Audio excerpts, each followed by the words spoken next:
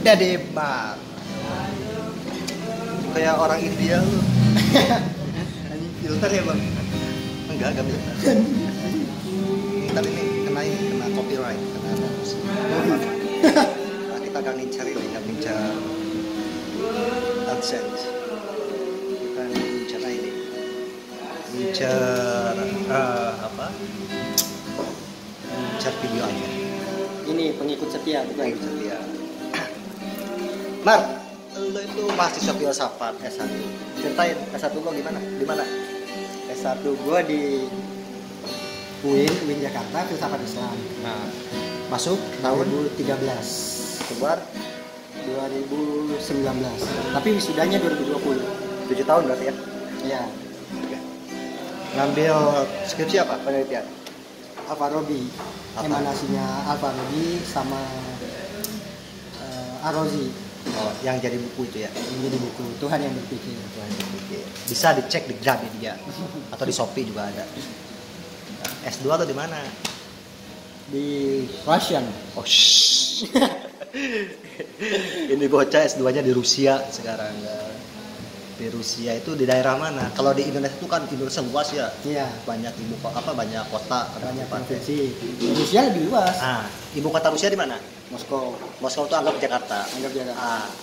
Nah, lo kuliahnya di mana? Di Surabaya. Oh, jauh ya berarti. Lumayan. Lumayan ya. Tapi masih kota itu hitungannya. Masih dong. Kota terbesar juga. Nama kotanya itu Yekaterinburg. Lo masuk di universitas Ural Federal University. Ural Federal University.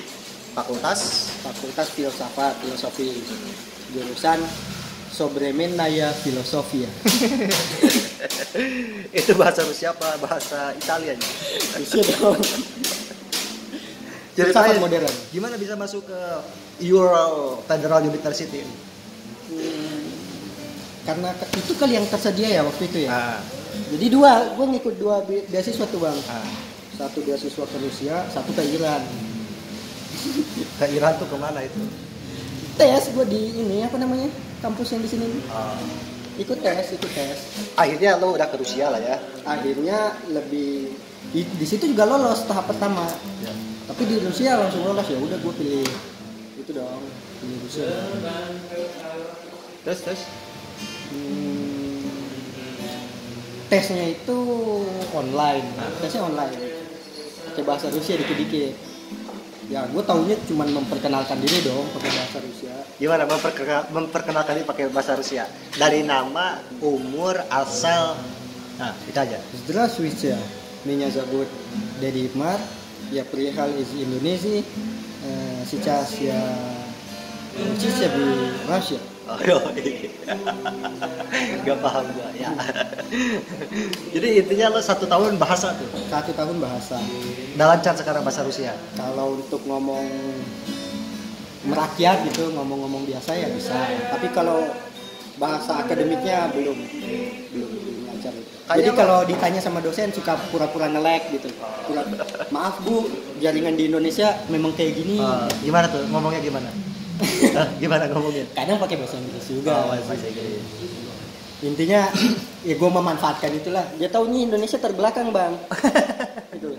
Dia taunya Indonesia terbelakang ya udah. Jadi wajar kalau sinyalnya. Jadi wajar kalau ngomong tuh kadang kalau gue nggak tahu jawabannya, gue jauh-jauhin aja tuh mikrofonnya begini-begini tuh. Jadi seolah-olah pendengarannya nggak jelas gitu kan. Padahal memang gue yang nggak tahu gitu. Terus konsentrasinya lo filsafat apa sih? Filsafat modern. Filsafat modern ke barat atau mana? Bebas.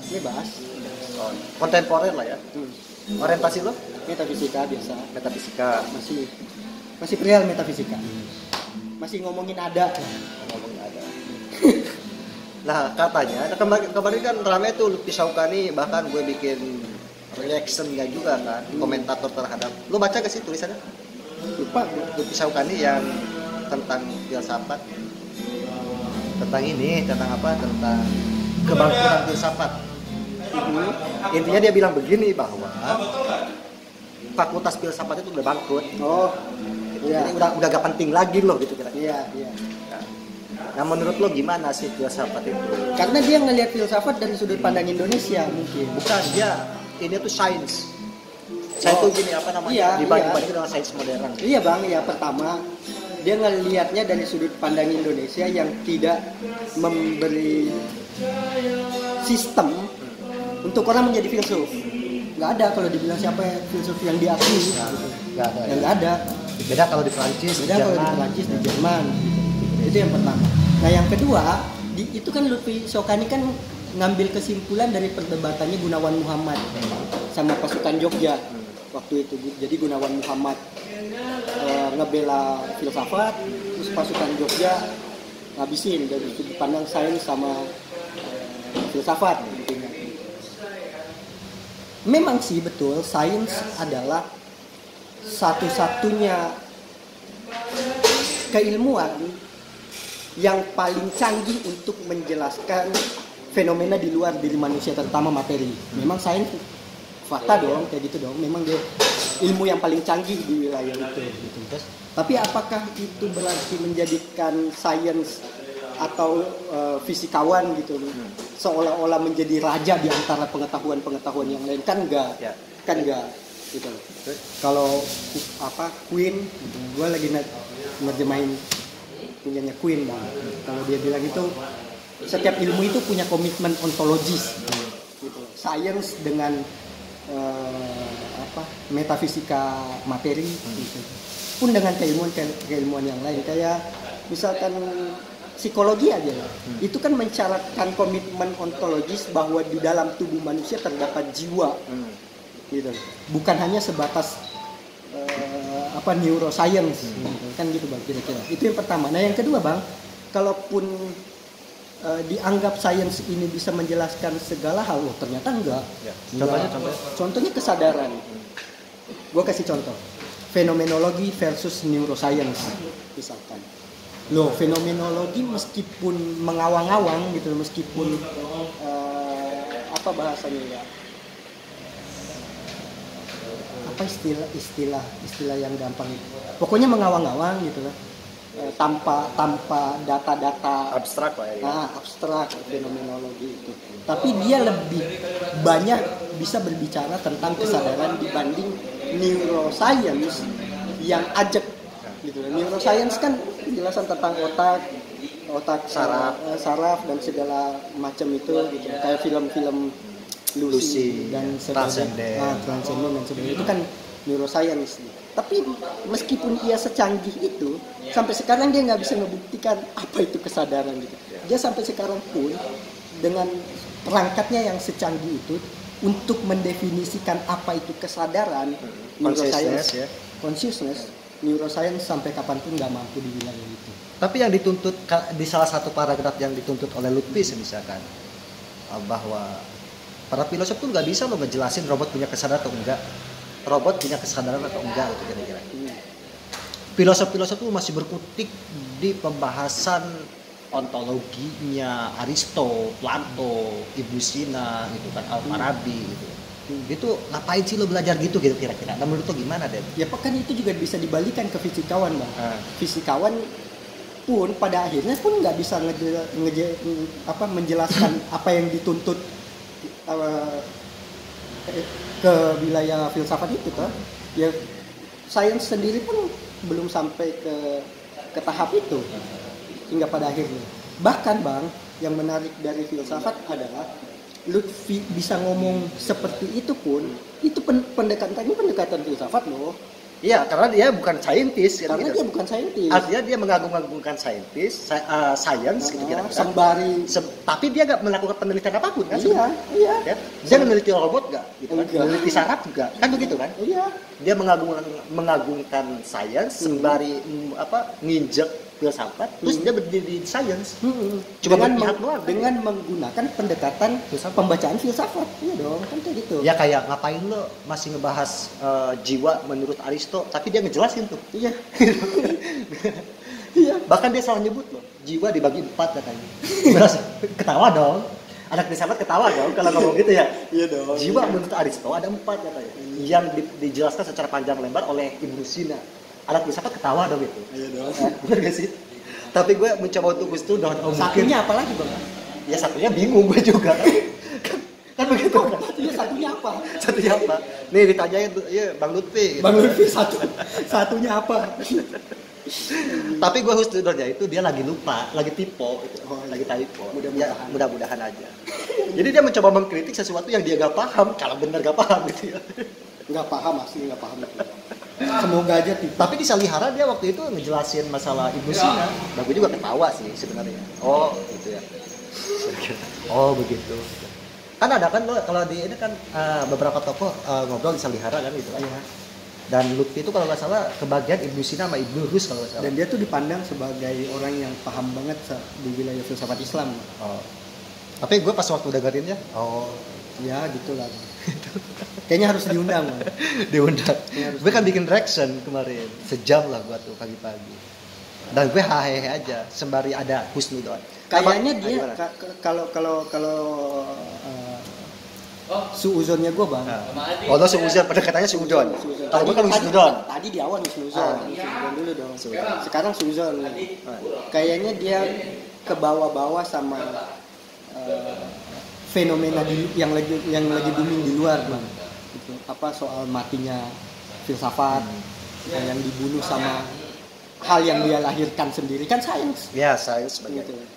Kan sains sebenarnya bagian dari filsafat. Ya anak kandung dari filsafat. Anak kandung dari filsafat di mana anak kandungnya ini lagi ngebunuh bapaknya nih. Sama seperti ceritanya Zeus. Zeus yang dibunuh sama siapa? Zeus kan punya anak tuh ya? Iya, yang di game PS2 itu. Yeah.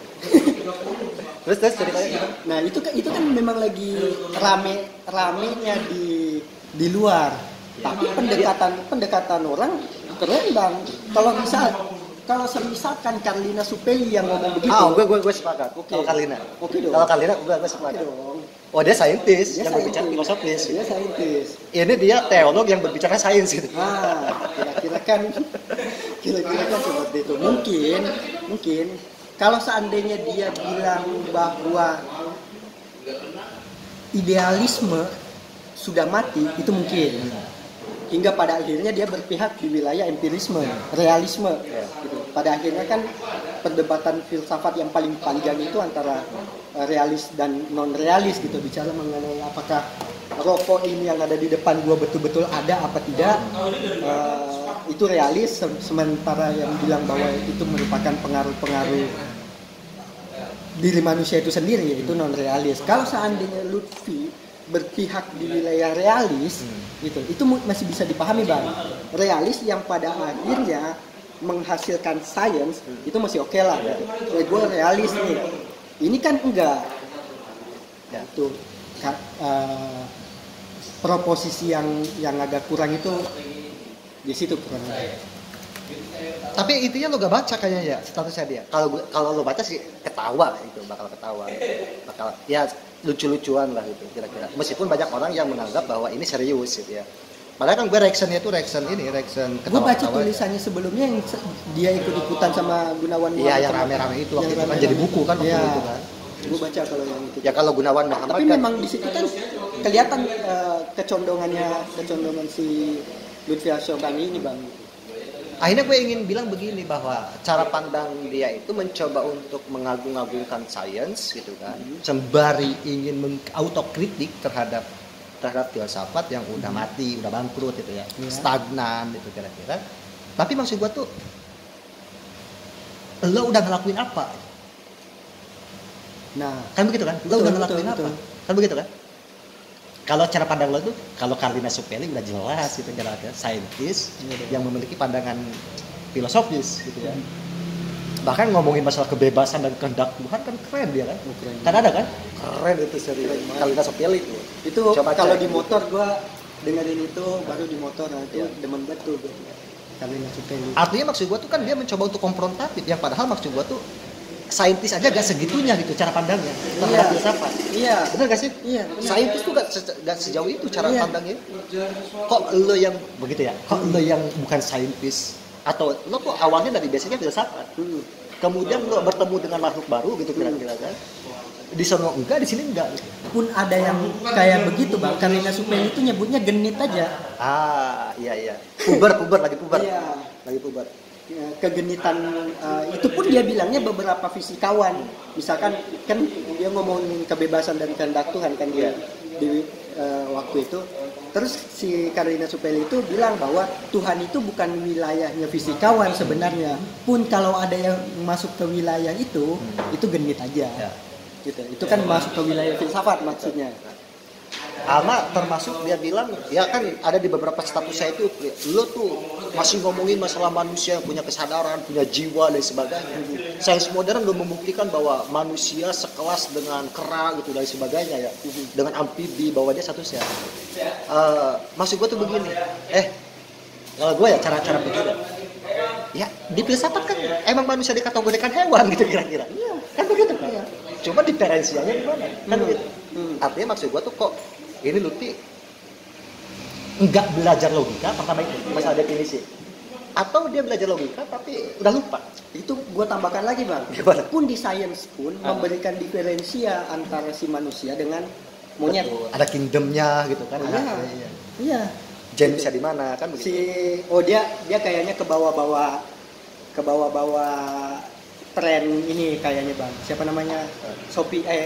Sapiens. Ke bawah-bawah tren itu. Tapi mungkin juga dia nggak baca soal itu bang. Pengen rokok apa? Ada.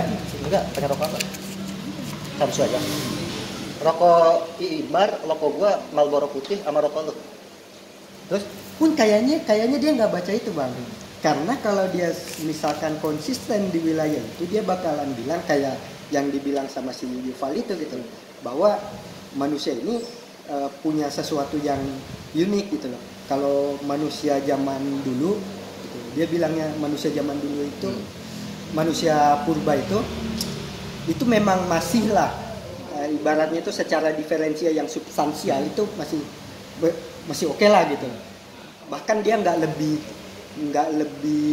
berimplikasi ke bumi gitu dibandingkan dengan kupu-kupu, dibandingkan dengan binatang-binatang kecil lainnya. Nggak punya efek apa-apa manusia itu. Tapi sekarang manusia itu control the world, istilahnya si Yuval itu. Terus apa yang membuat how did we come gitu?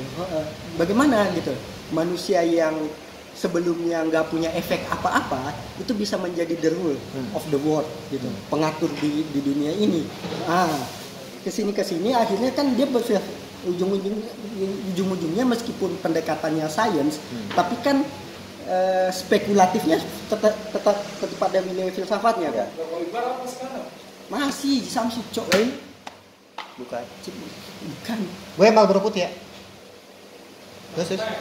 Nah, si Yuval kan pada akhirnya itu terus manusia itu ini gue sedikit melenceng aja nih. Pada akhirnya manusia punya mitos. Sementara ini lagi proses pencarian diferensia kan? Iya, proses pencarian. Ini menurut si Yuval yang benar-benar menggunakan pendekatan sains. Maksud gue bang, kalau si Lutfi ini, sorry bang, kalau Lutfi Asyokani ini, Bang Lutfi, Pak Lutfi, Kakanda Lutfi, si Lutfi aja lah yang nggak paham. Kalau si Lutfi ini konsisten gitu, dia bakalan ngomong kayak gitu, apa mencari diferensianya gitu. Atau memang jangan-jangan dia nggak paham logika. Iya, itulah maksud gue. Ya jadi intinya dia tuh coba untuk mengagung-agung bahwa sains sekarang tuh udah pada suatu penemuan bahwa manusia itu satu kingdom dengan amfibi ya siapa yang nggak tahu gitu maksud gue tuh. Iya. Ya kan semuanya juga tahu gitu. Iya. Bahkan definisinya itu al-hayawan, emang hewan gitu. Emang hayawan gitu. Terus kemudian disambung-sambungi dengan manusia pertama dan sebagainya. Jadi pada akhirnya kan spekulatif juga gitu. Kan begitu kan? Spekulatif juga. Terus kemudian ada satu lagi nih yang dia kritisi bahwa pada prinsipnya lo ngapain sih sekarang anak filsafat itu gitu ya, atau pegiat filsafat masih ngurusin metafisika, masih ngurusin agama gitu ya. Kan filsafat perennial yang dia ini tuh yang dia hantam tuh Isrokia gitu ya, dan sebagainya ya. Gue ingin nanya ini dulu tanggapan lo mengenai seberapa penting akal berperan dalam berhadapan dengan dua hal. Pertama agama, yang kedua metafisika. Yang kata Lutfi itu udah basi sih. Udah ngapain lagi ngomongin itu?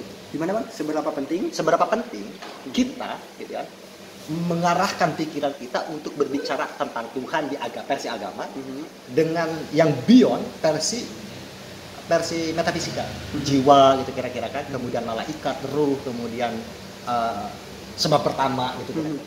Nah maksud gue tuh masih penting gak sih sekarang, zaman sekarang ngomongin metafisika dengan agama yang dirasionalkan?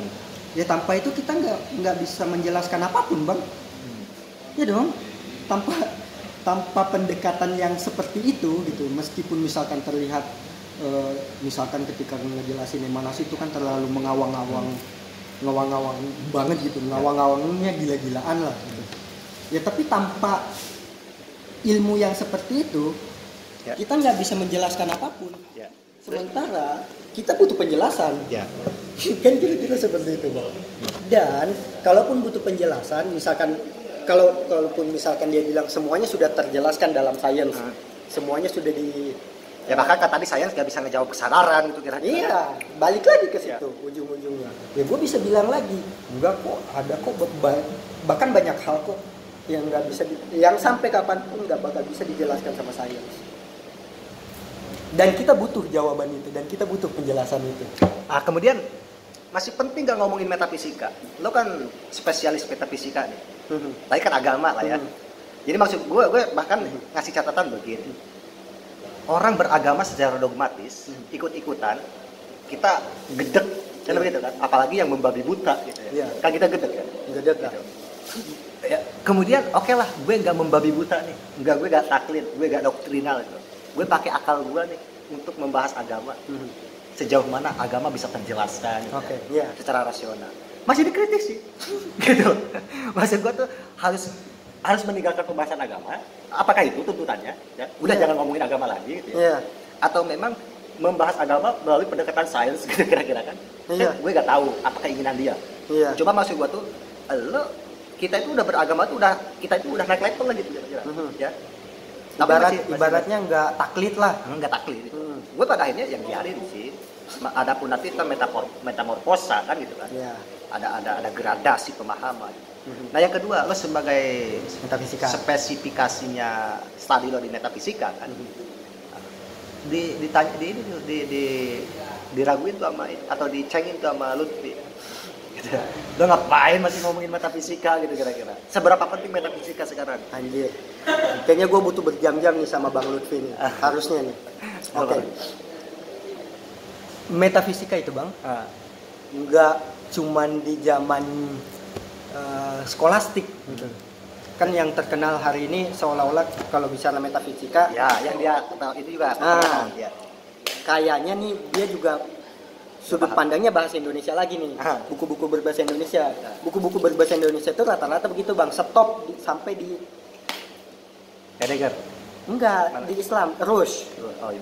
Selesai sampai di Rush gitu. Padahal sebenarnya pembahasan metafisika itu terus berlanjut bahkan sampai sekarang. Bang Lutfi baca buku Tuhan yang Berpikir. Iya bang. Termasuk lo nerjemahin bukunya Meyasoh itu ya? Termasuk punyanya Meyasoh itu. Kuangtang Meyasoh. Apa intinya? Judulnya itu? After Finitude. Apa itu? Setelah keterhinggaan. Nah itu kan juga bicara metafisika.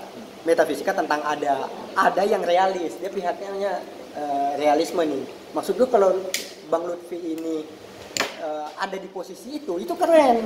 Kalau misalkan dia bilang gua realisme dan non realis itu sebenarnya bangkrut, itu oke lah, keren itu. Tapi kalau dia bilang gua berpihak pada science dan filsafat sudah bangkrut, itu nggak tahu lagi gua harus komentar apa gitu. Metafisika itu bahkan sampai sekarang pun masih terus diperdebatkan. Contoh perdebatannya bang, si Meyasoh itu bilang, gue lagi ngopi nih. Aduh, kopi gue yang mana tadi ya Pak?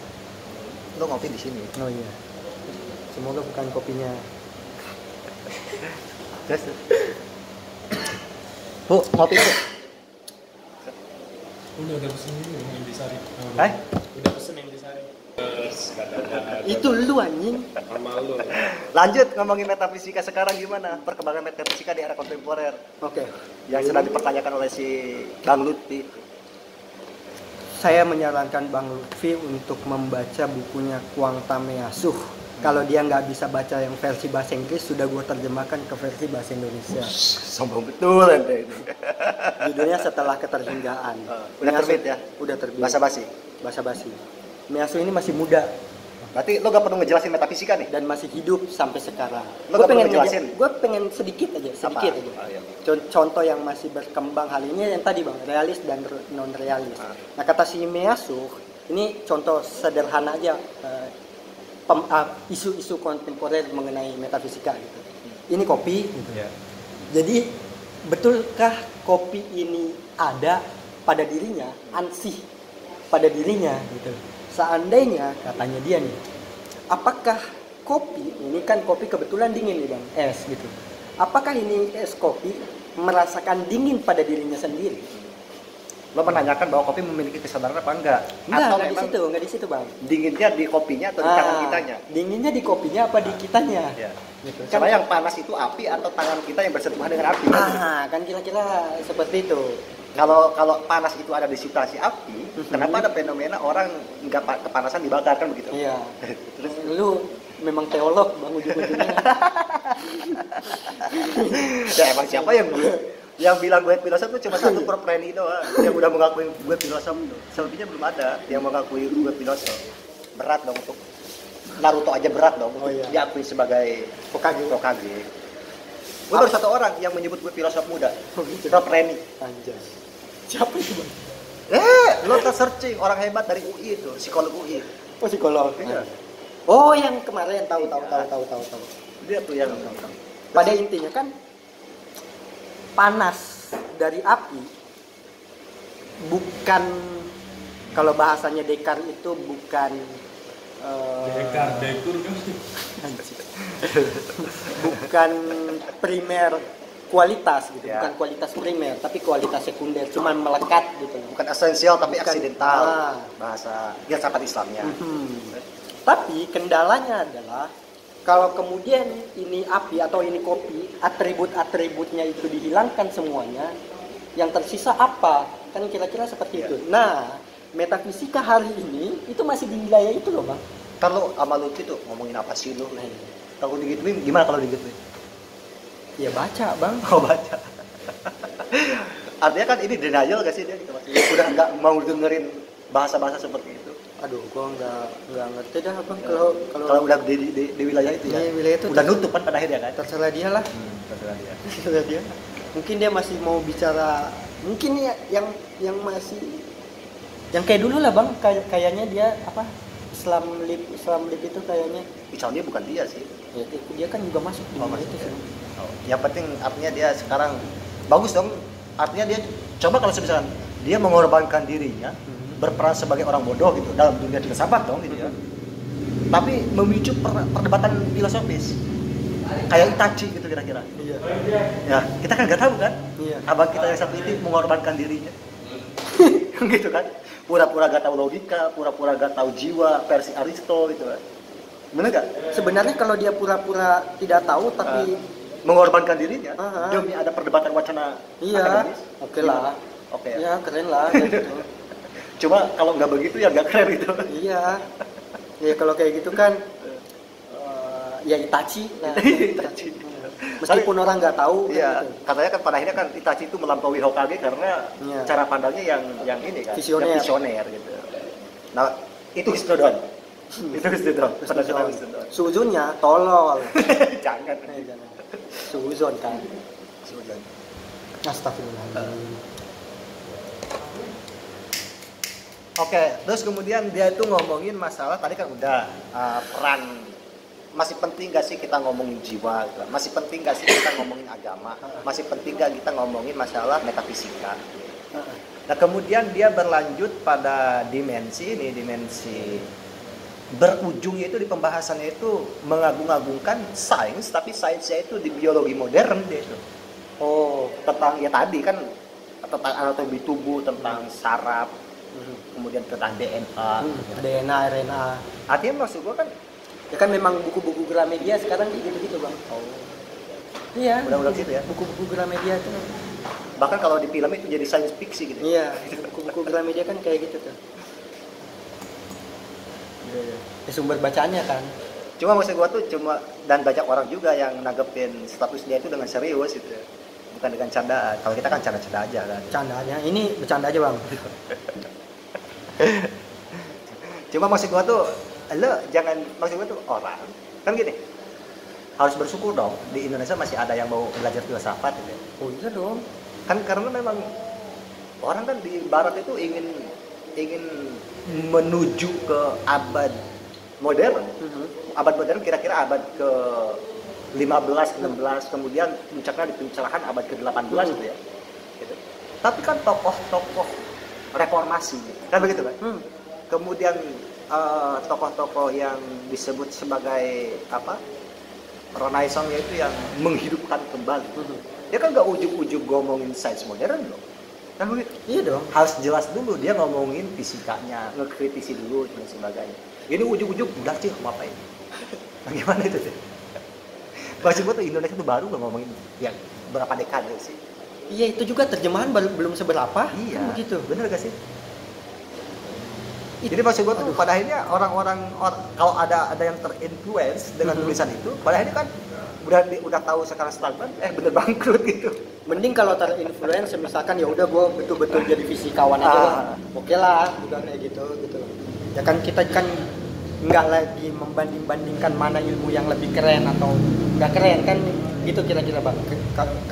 Kalau ada yang terinfluence untuk jadi fisikawan kayak Carlina Suppelia ya oke lah gitu loh. Tapi yang jadi masalah adalah kalau orang terinfluence hanya untuk mencaci maki filsafat. Itu yang kacau. Akhirnya kan Begitu. betul. Jadi filsafat tuh dia orang filsafat juga pada akhirnya tobat dari filsafat gitu ya. Iya. Kayak gitu. Kan dia basicnya filsafat. Gitu. Basicnya filsafat. Jadi yang nggak tahu aja Soekarno belajar filsafat gitu kan misalkan.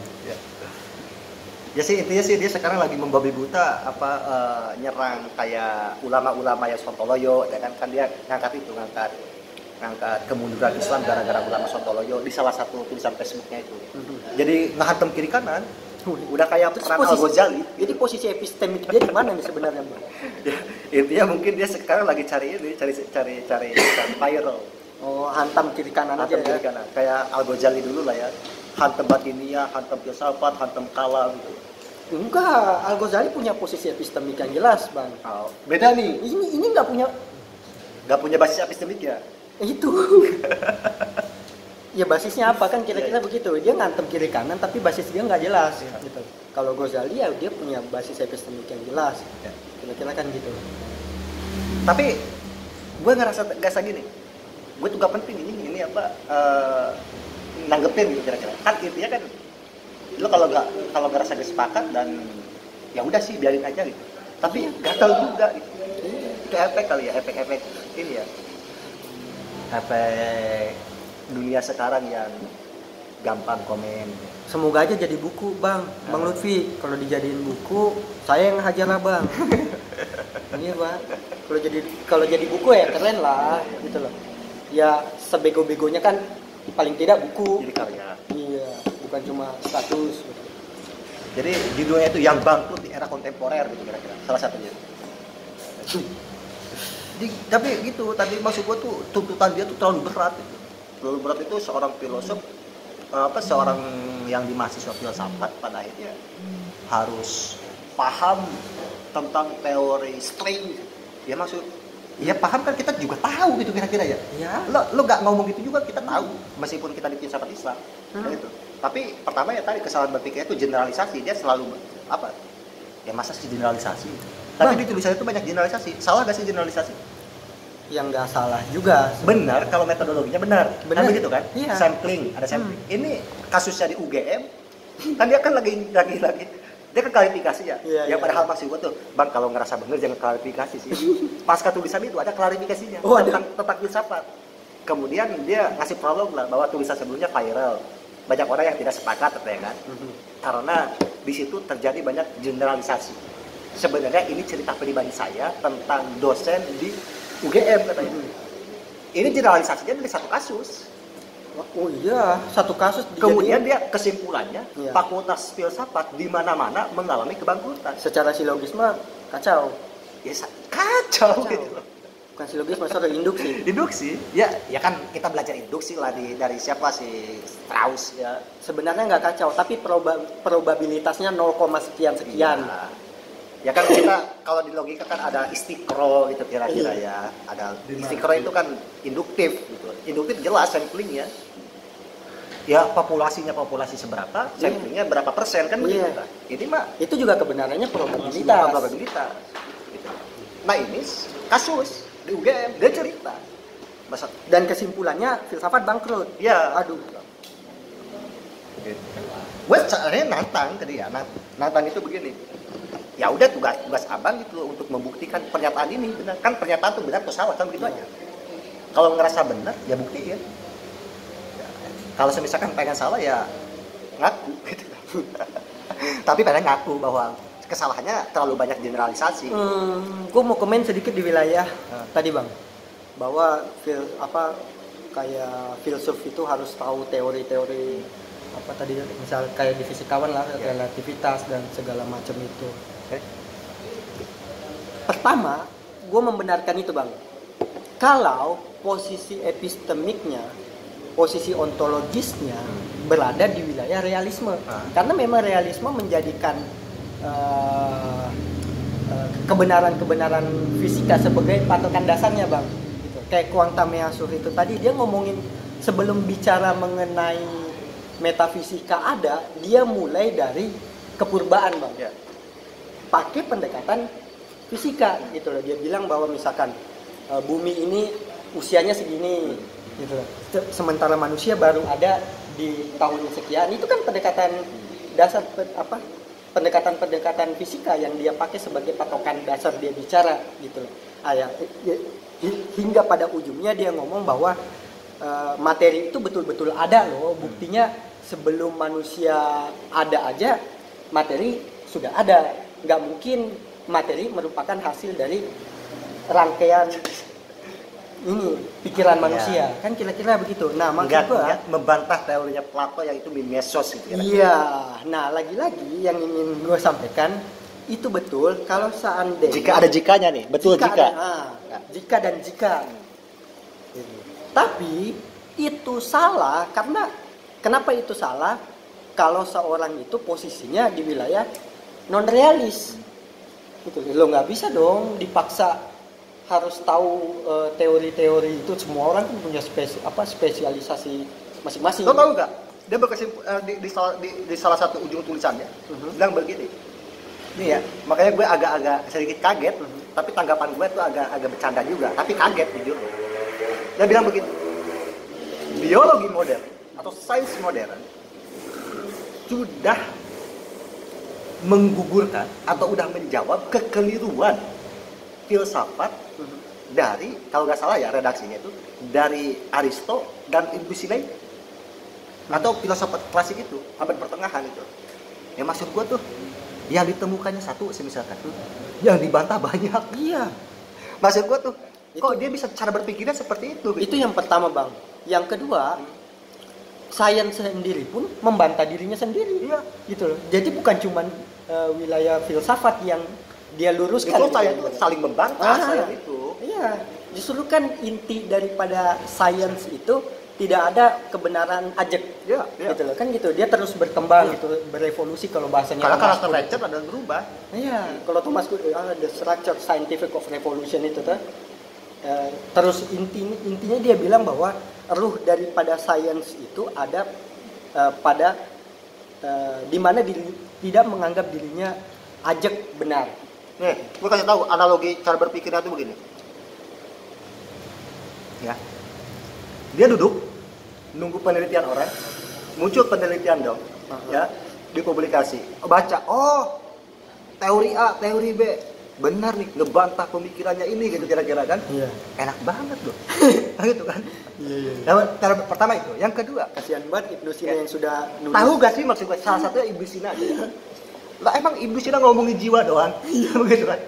Emang Ibnu Sina ngomongin jiwa doang, ngomongin sistem pengetahuan doang, Iya. kan begitu kan?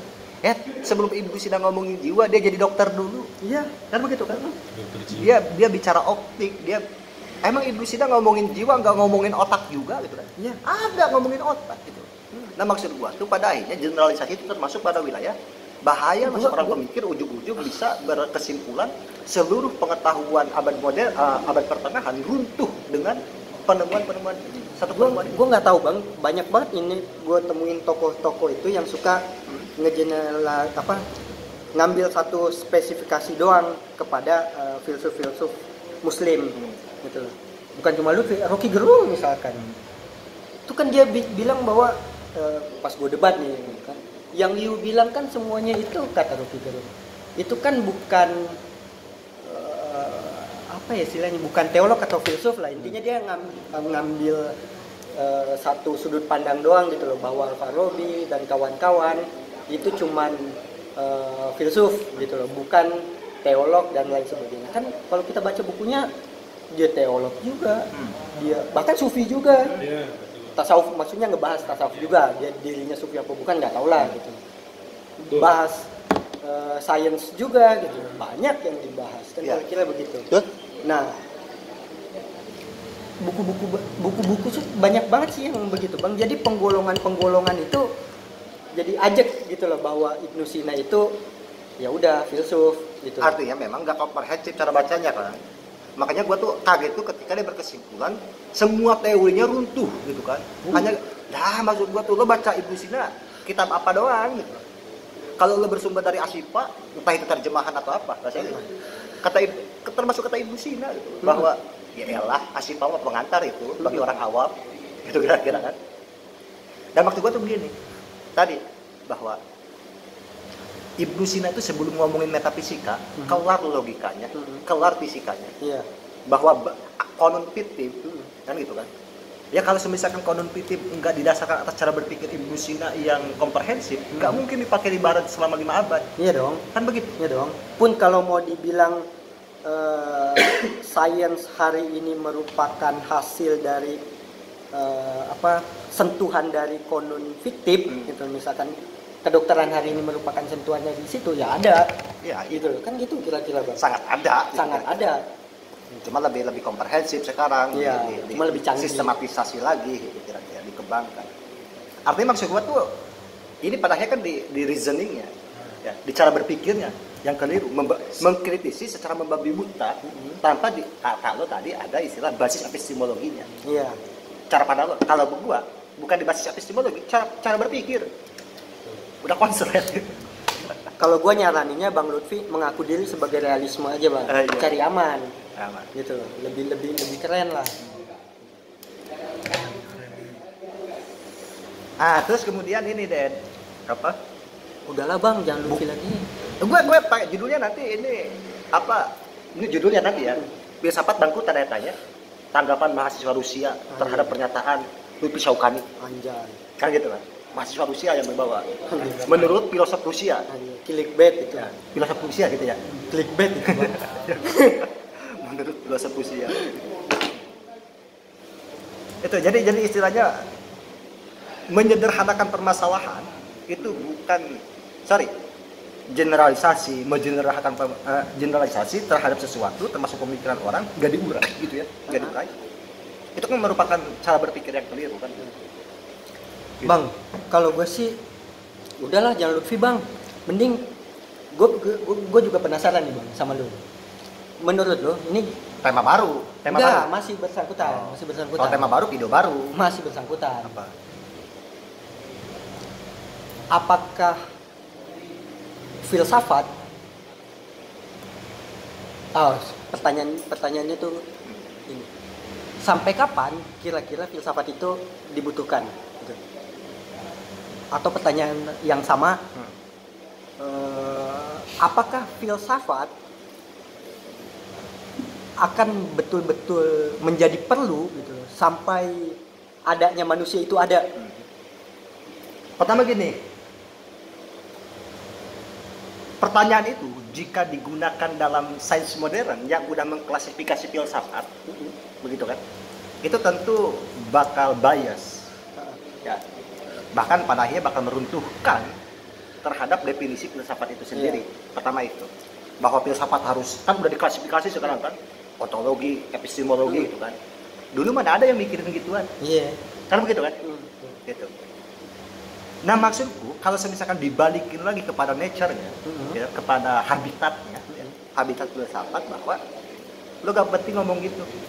Lo nggak penting mau ngomong apapun. Iya dong. Ya. Lo sebagai agamawan jadilah aja agamawan. Lo sebagai kedokteran. Gue mahasiswa filsafat. Sebagai mahasiswa filsafat sesuai dengan studi gue. Ya. Apapun itu silakan aja di bidangnya. Yang di geografi, kemudian yang di ekonomi, yang di politik semuanya. Tapi ingat bahwa menjadi filosof atau berpikiran filosofis itu adalah proses menjadi. Ngerti nggak? Iya. Ya, proses menjadi dong. Pada akhirnya kalau kita mengacu kepada pemikir-pemikir terdahulu bahwa pengakuan bahwa dia seorang filosof itu komprehensif dari seluruh aktivitas kehidupannya. Iya.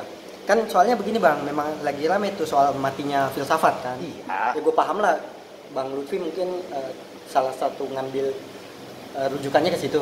Itu kan piece a piece tadinya, Iya. ya membandingkan filsafat yang sebagai fakultas dengan fakultas lain. Iya. Itu maksud gue itu cara pandang modern yang udah Betul. diferensiatif gitu kira-kira.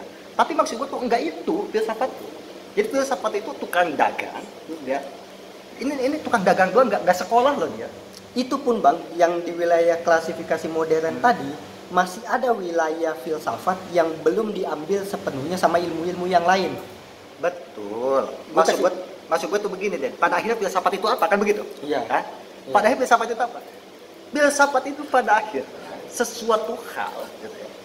Sesuatu hal yang dijalani oleh manusia secara baik dan benar menurut predikatnya masing-masing, gitu kan?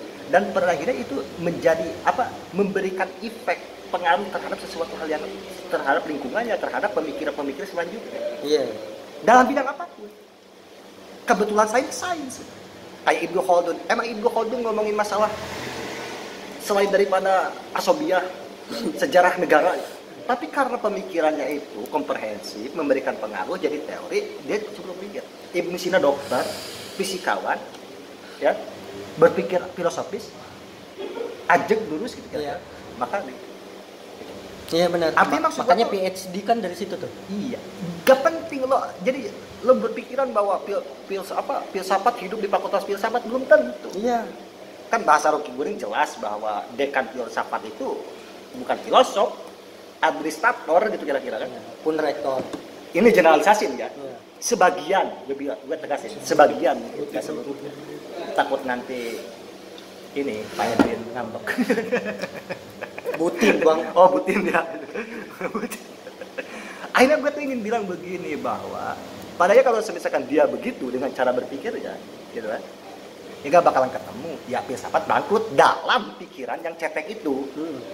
Tapi kalau misalkan ya filsafatnya kehidupan, Iya.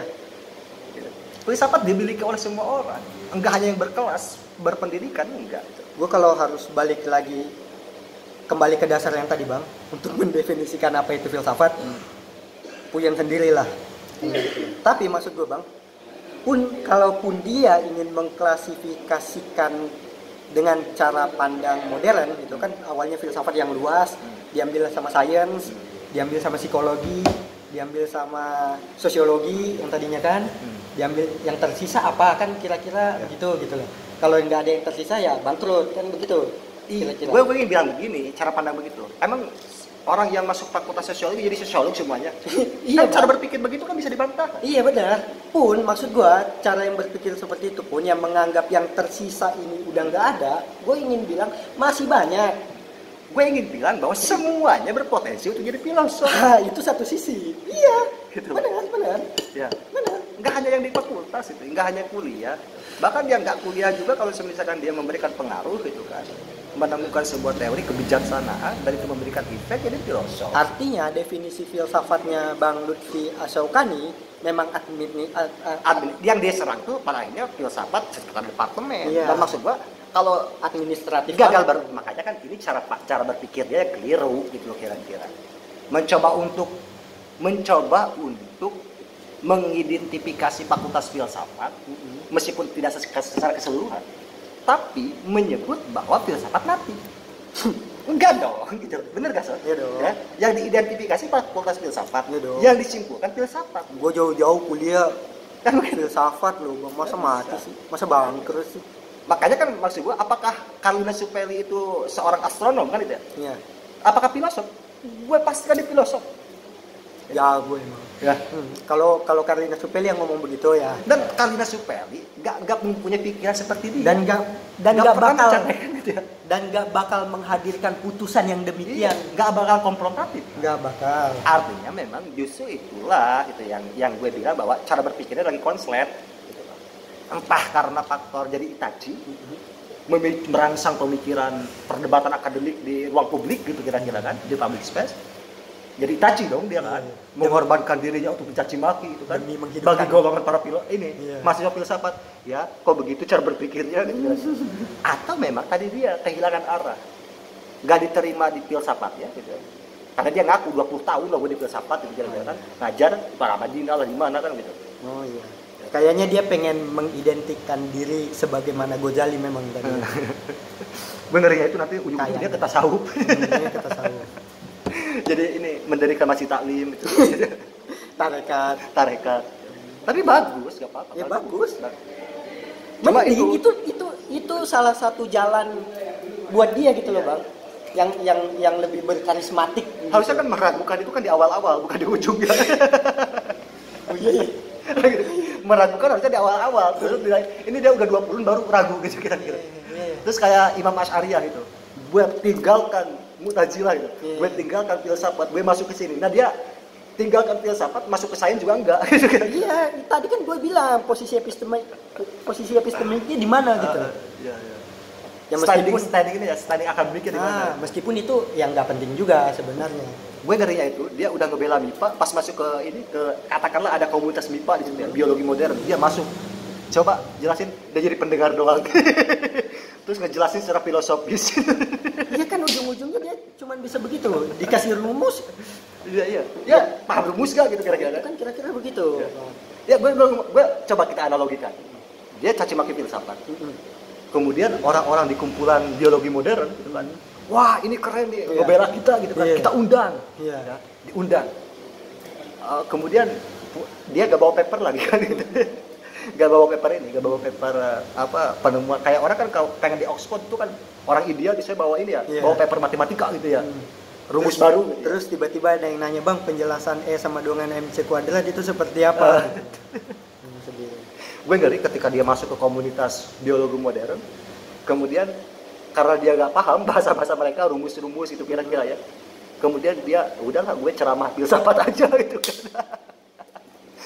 Dia jadi filosof di sana. Iya, dan ujung-ujungnya kan sains pun sains teori. Iya. Dan sains teori iya.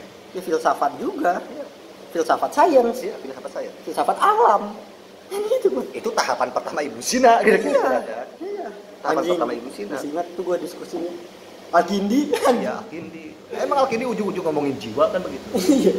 Nah ini mah dia langsung ngomongin jiwa, kemudian ke fisika gitu kan. 4 lagi jiwanya. Bener dong. Ya, filosof Islam itu atau filosof Barat, Newton kan fisikawan, jadi filosof kan, kedokteran jadi filosof, astronom jadi filosof gitu kan. Nah, ini enggak filosof dulu gitu kan. Terus mau masuk fisikawan, udah telat. Bingung dia rumus-rumus. Sebenarnya boleh-boleh aja, boleh aja. Telat. Cuma maksud gua tuh ngapalin rumus berat dong. Berat lah. Telat. Gitulah ya. Udah nih, udah hampir sejam deh. Apa lagi? Udahlah ya, mudah-mudahan ada. Jangan berharap didengar juga lah. Iya, bercanda doang. Kalau dengar juga, ntar mudah-mudahan lo dicari. Gue kurang seret sebenarnya Bang ngomongin Lutfi. Ntar kita ngomongin apa lo ya? Oke lah, yuk ntar kita bikin season lain. Bang Lutfi, gitu aja Bang. Ya, sehat-sehat. Kalau gue mah ini sehat-sehat Bang. Sehat Bang. Jangan lupa bernapas. Semoga jadi buku Bang, serius. Kalau jadi Bang Lutfinya jadi buku. Enggak. Ditulis. Pikirannya Bang, biar kita tahu posisi epistemiknya di mana, bangunan proposisinya seperti apa, hingga pada akhirnya menghasilkan kesimpulan yang kayak tadi ya. Gitu. Ini kan jadi kalau dalam istilah teologi dia itu jadi seolah-olah jadi teolog ngantem sana ngantem sini tanpa basis epistemologi. Terus kan jadi ibarat kata ngehantam orang dengan karya orang gitu. Iya, Kan begitu kan? dia jadi ngadu doang tuh. Ngadu, iya. Dari sendiri ya ini operator, provokator. Padahal saya sama filsafat baik-baik aja.